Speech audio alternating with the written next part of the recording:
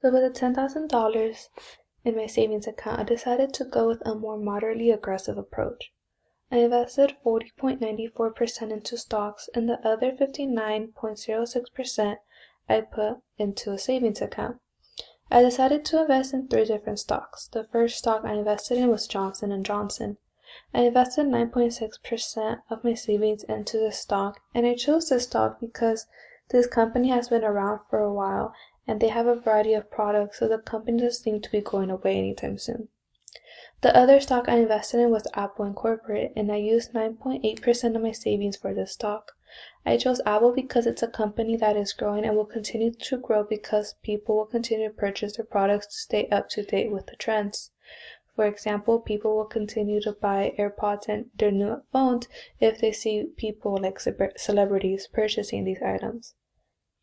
The third stock I invested in was Tesla. This was a more risky stock to invest in because its price was higher, but I noticed that the company had been doing good for a while.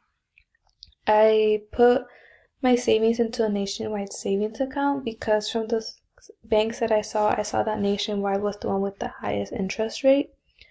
So with my approach to my savings, I expect to get quite a bit money back from my investments, but I understand that there's a chance that I could lose some money because of the risky investments I was doing.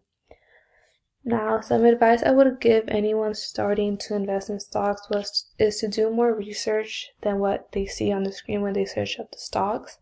This research can be like how well the company is doing, how long it's been around, and things like that. It will give them some idea of how that stock could do in the future. So if it's recently been declining in the past 5 years, they could see, it could keep going down.